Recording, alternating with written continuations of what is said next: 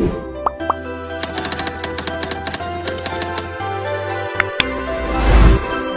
warahmatullahi wabarakatuh. Pada kesempatan kali ini saya akan menjelaskan proses eludasi struktur senyawa organik untuk memenuhi mata kuliah elusidasi struktur senyawa organik dengan dosen pengampu Ibu Munifilia Ekasari SSI MSI. Sebelum itu perkenalkan, nama saya Umi Aisyah dengan NIM F1C1222042.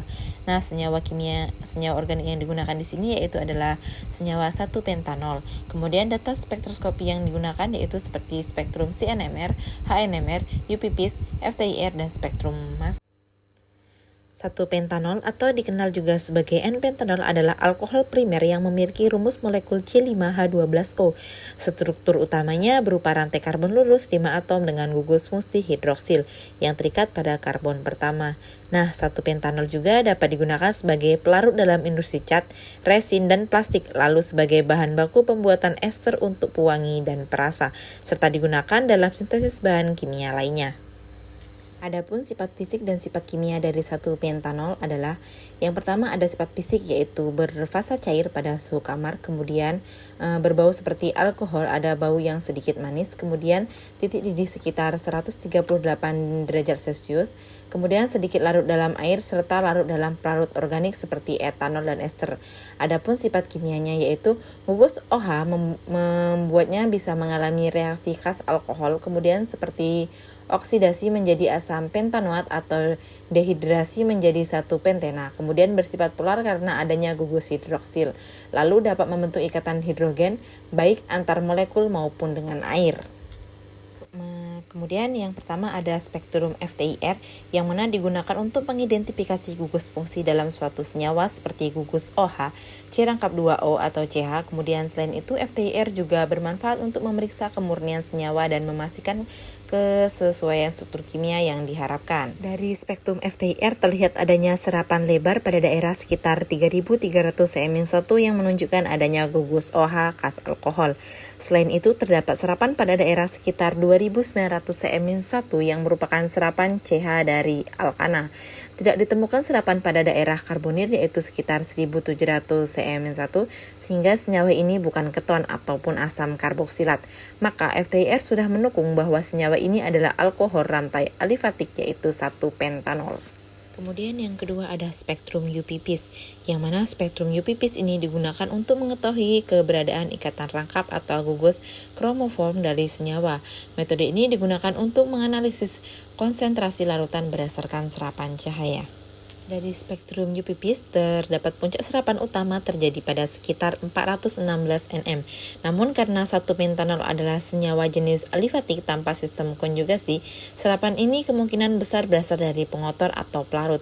Secara teori, 1-pentanol sendiri tidak menyerap di daerah UPPs secara signifikan. Kemudian yang ketiga ada spektrum CNMR, yang mana spektrum ini digunakan untuk mengetahui jumlah serta jenis atom karbon dalam molekul, serta posisi masing-masing karbon terhadap gugus fungsi tertentu. Selanjutnya pada spektrum CNMR terlihat ada 5 puncak utama yang mana sekitar 63 ppm menunjukkan karbon yang terikat langsung dengan gugus OH.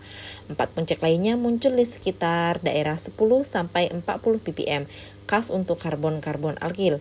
Tidak ada sinyal di atas 100 ppm yang menandakan tidak ada ikatan rangkap 2 maupun karbon aromatik.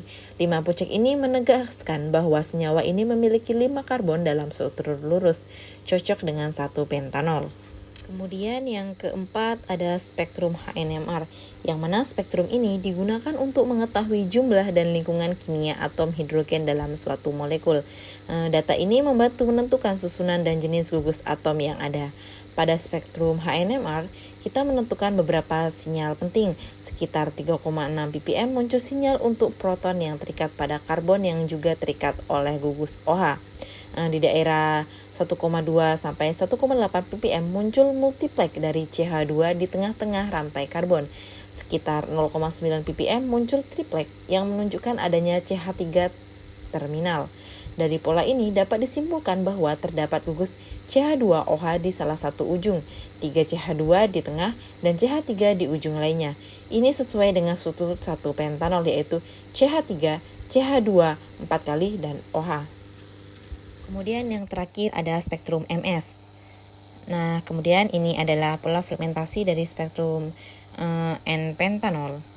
Kemudian, pentanol apabila ditembakkan sebuah elektron dari spektrometri massa, maka elektron dari hidrolisisnya akan terlepas. Karena mudah diionisasikan, maka hasilnya akan seperti ini.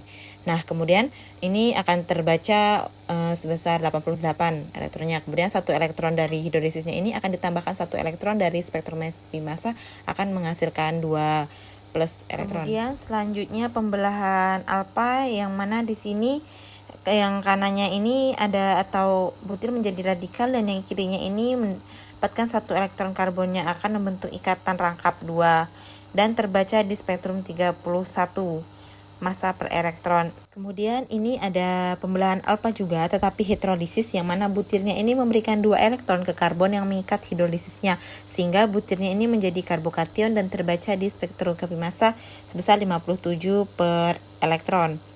Kemudian karbonnya ini menjadi radikal. Pentanol apabila mengalami hidrolisis alkohol, maka hidrogen alfanya ini akan berikatan dengan hidroksil. Lalu di C yang mengikat hidroksilnya ini terjadi pembelahan homolisis. Hasilnya akan menjadi seperti ini, yang mana yang radikalnya ini adalah C yang tadinya terikat hidroksil, lalu yang sifnya ini adalah C alfa dan menjadi karbokation. Ini terbaca di spektroskopi massa sekitar 70 massa per elektron. Lalu bila membuat hasil fermentasinya langsung seperti ini, maka awalnya ini adalah alkennya dulu, yang lanjutnya nanti ionisasi dalam menjadi karbokation. Kemudian pentanol apabila dia di penataan ulang Michel-Lafferty, maka hidrogen gamanya kalau dikasih nomor benarnya itu di sini alfa, beta, dan gamma terikat dengan hidroksil, lalu terjadi pemutusan homolisis. Pertamanya itu di C yang mengikat hidroksil, lalu karbon-karbonnya ini terjadi pembelahan homolisis sehingga nantinya akan melepas molekul air. Lalu alkil yang ini, bagian yang ini di C gamma akan terbaca di spektrofotometer massa, lalu menghasilkan alkenanya juga. Alkenanya apabila terionisasi nanti akan terbaca di spektroskopi massa, yang mana massa elektronnya itu ada 28. Molekul H2O atau air juga bisa terbaca di spektrometri massa, yang nantinya oksigennya terionisasi dan nilai massa per elektronnya itu ada 8. Baiklah, kesimpulannya di sini itu semua data spektroskopi seperti saling mendukung dan konsisten satu sama lain, menunjukkan bahwa senyawa yang dianalisis adalah 1 pentanol. Gugus fungsi alkohol primer terdeteksi jelas dalam spektrum FTIR, NMR, serta didukung oleh pola fermentasi pada GCMS. Tidak ada indikasi adanya gugus fungsi lain seperti karbonil atau aromatik yang memperkuat identifikasi senyawa sebagai alkohol alifatik jenuh. Baiklah, terima kasih atas perhatiannya. Semoga video ini dapat bermanfaat, dan apabila kesalahan saya mohon maaf. Bye-bye, see you next time.